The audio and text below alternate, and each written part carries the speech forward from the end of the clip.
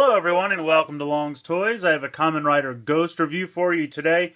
This was a premium Bandai set that came from the Ganma and Drive movie Genesis. I believe that aired in Japan in October, November of last year. They always do a team-up movie of the current rider and the past rider, so they did one for Drive and Ghost.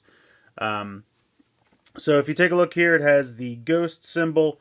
And then it says Ganma Eyecon set. Let me look at this. Cho movie Taisen Genesis version. So as you can see on the front here, there are three new. I haven't seen the movie yet, unfortunately, so I'm going to assume they're Ganma. We have Leonardo da Vinci in the middle. We have Raphael over here on the right, and Michelangelo here on the left. So you got some Ninja Turtles going on here.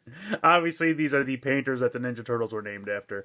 But there are 5 icons in the set. You get Da Vinci, Raphael, Michelangelo.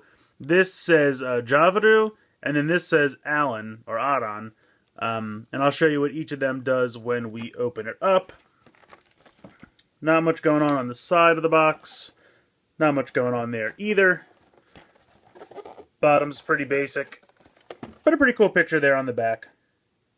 So we'll go ahead, we'll open up the set, and we'll take a look at the icons.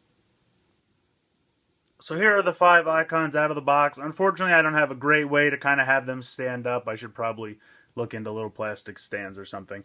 But as you can see, they are rounded, so they won't sit nicely on the ground like normal icons will, because they have like a flat bottom. But these are the ones that primarily the Ganma use to transform.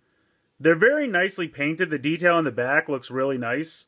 You can see here this is primarily gold. And then I will get in a little bit closer. And you can see the Da Vinci face. Now, unlike the previous set with the Canon icon and those, they didn't really do anything. These, at least, you can click. So, you know, it's normal. And then the Ganma would click it once to transform. And there you go. They don't have 4 different faces. They just have 2 different ones. They go from nothing to transformed, and that's it. There's no electronics or anything, unfortunately. But they definitely look nice, and I think they're neat. I do appreciate that you can at least transform them. I mean, normal icons don't really have any electronics in them either. Some of the deluxe ones do, but the normal ones don't.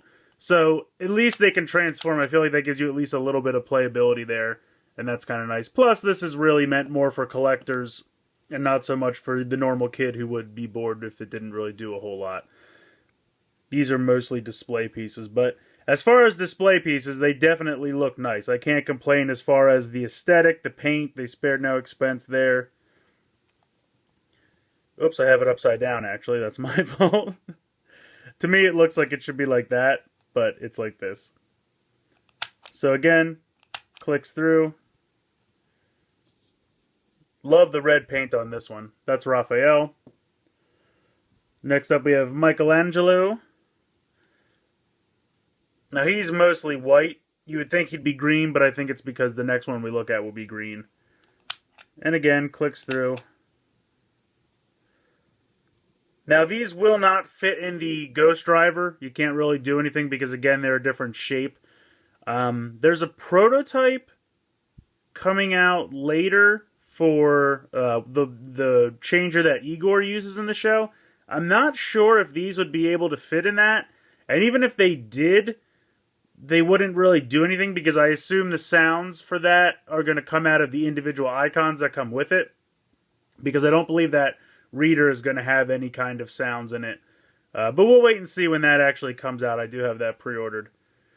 So, well, at that time, I'll take a look and see if these can actually fit in there and if they do anything. This one's a really beautiful green. I think the texture on that and the color on this is really bright and just looks beautiful. And then you can see this is for Javaru. I'm not sure if he's in the movie or not because unfortunately I have not seen it yet. But he would use this to transform. Really love the green on that one. Now the next one up says it's Alan. You can see it's a mixture of gold and white on the back. Looks nice. The thing that's weird is when you go to transform... Oops, I have it upside down. It's the same on every single one. So he doesn't really transform into anything. And this one was kind of kept as a question mark when the pre-orders went up.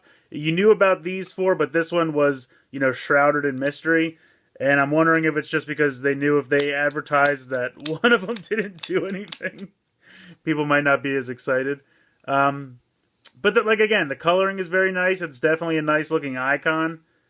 It just unfortunately doesn't do anything.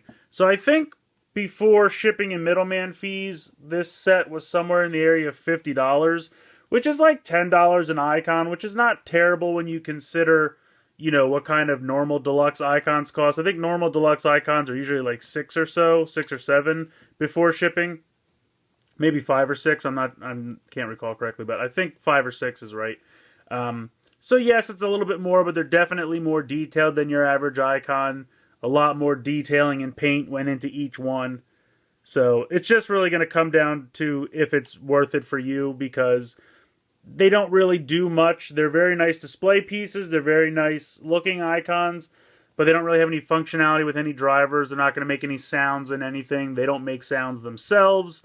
So I can completely understand if some people think that these aren't really worth it.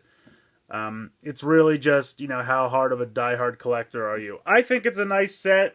Luckily, it wasn't too ridiculously expensive. I mean, nowadays, even with just the yen being more worth more against the dollar, it would be more expensive. But it's a nice set.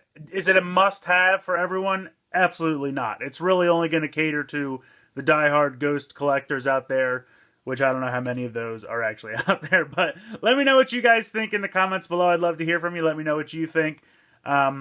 Please like and share this video. Please subscribe if you haven't already. I hope you've enjoyed this look at the Ganma Eyecon set from the movie Taisen Genesis of Ghost and Drive for Kamen Rider Ghost. And thank you so much for watching.